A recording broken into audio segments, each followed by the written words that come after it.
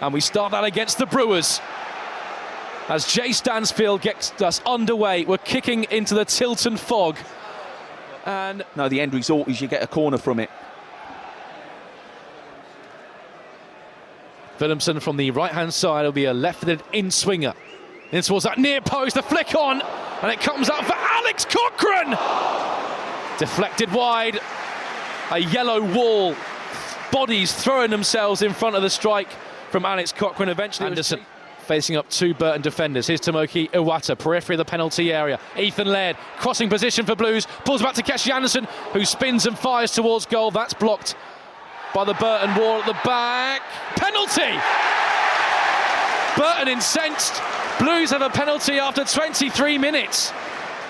So 25 minutes in, it's been Blues dominance. Stansfield has taken 4 penalties, scored 4 penalties. Make that 5, just.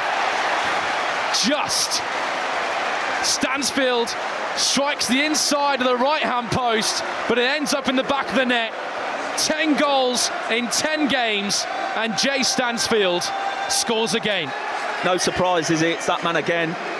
No, you put the ball in that kind of area for him as a penalty, and you know there's normally one winner. No, he does hit the post with it on the first initial strike, but no, just deflects right across the goal and ends up in the opposite side of the side netting. But there we go, Jay Stansfield just continue. Hit Lyndon Dykes on the back post. Leonard goes to the edge of the penalty area with the corner kick. Cochrane swings it in. Commanding header away is by Van Kooten. It's only half cleared though. Stansfield will run the right-hand channel. Stansfield pulls it back for Ethan Laird, who got under the effort and sends it high, sailing into the Tilton. 1-0 Blues lead. We've got about 15 minutes to go in the first half. That's clever play that by Stansfield. You know, I think all the defenders and Burton team there expect the ball to be whipped in behind them, and it's that cut-back area where the space was. Just happened to fall to Ethan Laird, probably not the most natural in that area of the pitch, but no, it was good work by Stansfield to pick him out. Is that a benefit of having Stansfield run this channel on the left-hand side, all the right, as he did so then? Because he knows as a striker where he wants the ball being played. So when he does get in those sorts of positions, you expect a quality of delivery. Yeah, he'd be aware of that, without a doubt. And what it does is, because Stansfield movement takes himself in different areas of the pitch throughout, then it just offers spaces for other players then to try and exploit.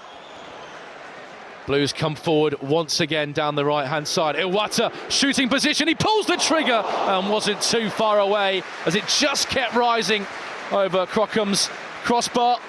We've certainly seen him hit gems from there. Just couldn't keep this one down. That's his area, isn't it? You don't give Tomoki Iwata any space or time outside the 18-yard box.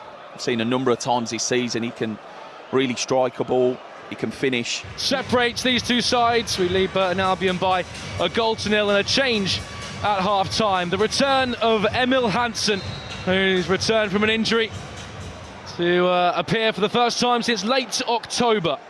Wouldn't expect in a way that I'm sure they'll be quite happy the fact that they're coming to top of the league away from home, only going in at half-time 1-0 down. You know, they'll feel that there's a bit of hope in this game the longer the game stays at 1-0. I think they've, you know, you have to also credit them to the point that we haven't really created too much in front of goal. We haven't really created and tested their goalkeeper Crocombe. Leonard breaks through and Leonard lets fly, Paints, as he just whistles wide of the left-hand post. But it's a chance for a hat-trick in the second semi-final leg against MK Dons in Crawley's 5-1 win, and also open the scoring at Wembley. And now Danilo Orsi is looking for his 8th goal of the season, as Burton, with a rare attack down the right-hand side, into a corridor of uncertainty, pulled back across the face of goal, and how has that not been turned in from all of 2 yards? It's been put over the crossbar. Burton Albion's best chance of the game wasted. Putting pressure on Allsop. Allsop goes wide to Ethan Laird, who can stride forward for the first time in this second half. Offloads to Hansen, looks for the 1-2 inside. That's a great little pick up for Williamson, who's away, right-hand side of the penalty area. They're lining up in the middle. It's come off a Burton player, and it's in the back of the net. And we lead by 2-0. 10 minutes into the second half. Daylight between the two sides, and a foggy St Andrews. There we go. You know, we've probably fair to say that Burton, you know, they put that ball in the back of the net for their chance earlier on in the second half, and you're faced with a different prospect. But, you know, now it's anything out of that chance, and it's a rare chance for Burton, which ends the game, and the full-time whistle goes. It's another dominant performance from Blues. It's a Boxing Day win against Burton. It's 8 wins